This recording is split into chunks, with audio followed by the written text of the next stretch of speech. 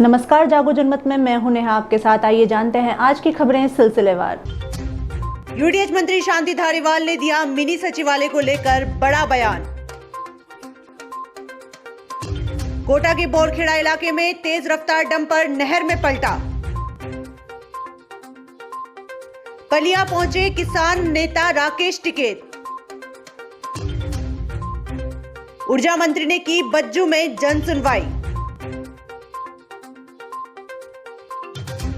विकास से वंचित यूआईटी की कॉलोनियां। अब खबरें विस्तार से।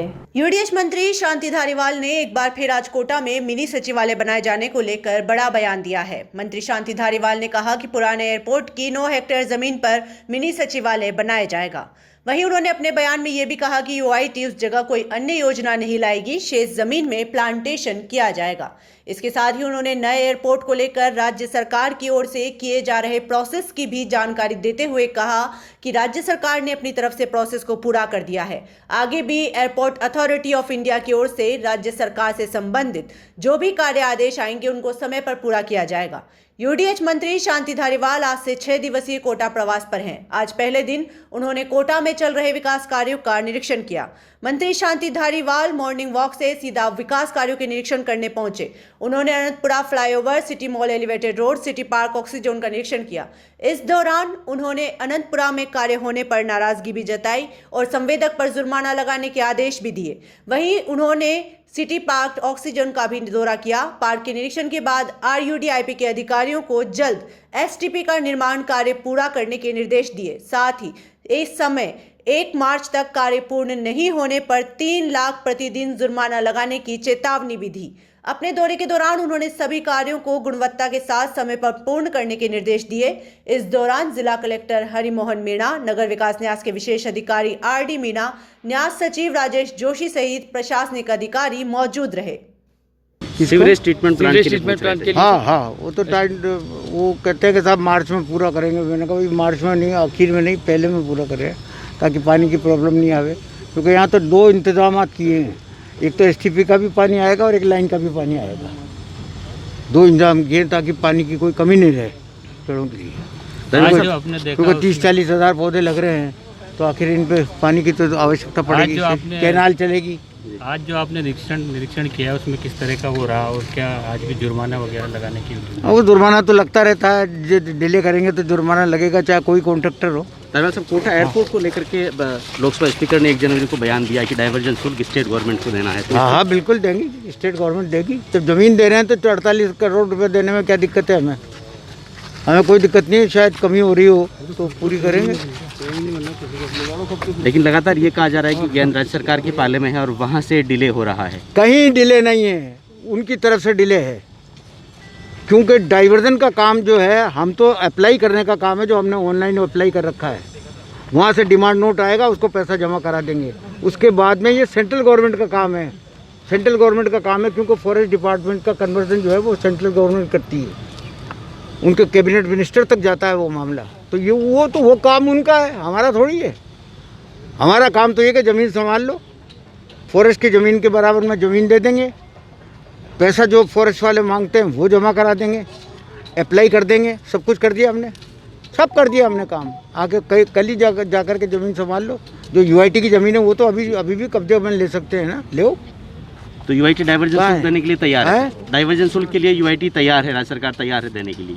तैयार क्या, ऑर्डर ही हो चुके हैं, सब कुछ काम खत्म हो चुका हमारी तरफ से। तो कोई काम बकाया नहीं है, बस वो तो डिमांड नोट जो फॉरेस्ट वालों ने निकाला और हमने पैसा जमा कराया, बात खत्म हुई बात। उसके बाद में तो काम उनका है। ठीक है सर, काम तो सारा उनका है। और पुराना जहाँ एयरपोर्ट है वहाँ तो भाई देखो बात सुनो, मिनी सचिवालय तो बनेगा और मिनी सचिवालय बन करके बाकी जितनी भी ज़मीन है उसमें प्लांटेशन होगा। कोई ये समझता हो कि साहब हम यूआईटी जो है उस पर प्लाट काट करके बेचेगी, वो गलत फहमी निकाल दें। सब पे प्लांटेशन होगा टोटल। मिनी सचिवालय के लिए 9 हेक्टर या 10 हेक्टर जो ज़मीन चाहिए उसको छोड़ करके बाकी जो है 150 से भी ज़्यादा हेक्टर ज़मीन है उस पर प्लांटेशन करें। तो धारीवाल साहब, मिनी सचिवालय की फाइल भी क्या प्रोसेस हुई है? क्योंकि ये ज़मीन अभी तो एयरपोर्ट अथॉरिटी के पास है। एयरपोर्ट अथॉरिटी तो उनसे लेंगे, हम देना पड़ेगा उन्हें। कोटा के बोरखेड़ा इलाके में तेज रफ्तार डंपर नहर में पलट गया। हादसे में कोई हताहत नहीं हुआ, लेकिन डंपर का अगला हिस्सा क्षतिग्रस्त हो गया और ड्राइवर को हल्की चोटें आई है।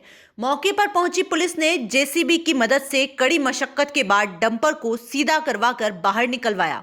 देर रात को हुए इस हादसे के बाद काफी देर तक यातायात भी बाधित रहा, जिसको पुलिसकर्मियों ने सुचारू करवाया। हादसे के कारणों की फिलहाल कोई जानकारी नहीं मिल पाई है, लेकिन बताया जा रहा है कि तेज रफ्तार डंपर अनियंत्रित होकर नहर में पलट गया। किसान नेता राकेश टिकैत शुक्रवार दोपहर बाद अपने 2 दिनी प्रवास पर जनपद लखीमपुर पहुंचे थे, जहां पर हाथीपुर गुरुद्वारा में सिख संगठनों के लोगों से गहन बातचीत की। उसके बाद जिला प्रशासन के साथ बैठक करने कलेक्ट्रेट भी पहुंचे थे, जिसके बाद दूसरे दिन शनिवार को किसान नेता राकेश टिकैत तहसील पलिया पहुंचे, जहां से वो सीधे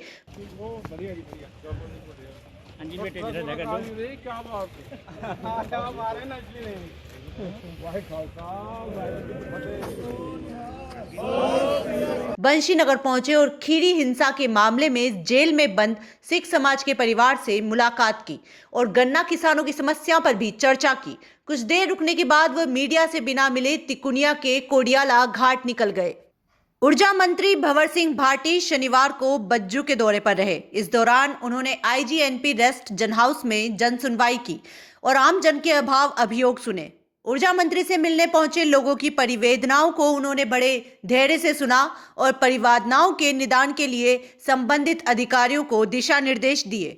ग्राम पंचायत बांगड़सर के बंद पड़े हेडपंप चालू करवाने की मांग करते हुए ग्रामीणों ने बताया कि चक 72, चक 2D, OBB, चक 2 RJM, चक 2-3 PWM व ब्राह्मणों की ढानी में बंद हेडपंप है, जिसे चालू करवाया जाए।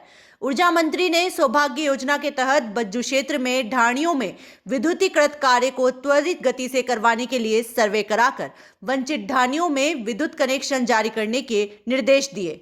इसके अलावा गांव गोकुल के सावंत सिंह बास के सामुदायिक भवन की 4 दीवारी बनवाने, ग्राम पंचायत गोकुल की 5 प्राथमिक विद्यालयों को उच्च प्राथमिक विद्यालय में क्रमोन्नत करवाने, राववाला से बीकानेर तक रोडवेज बस शुरू करवाने, चक 19 GHR, चक 1 PSM 1 बिजली में दिलवाने के लिए ग्रामीणों ने ज्ञापन दिए।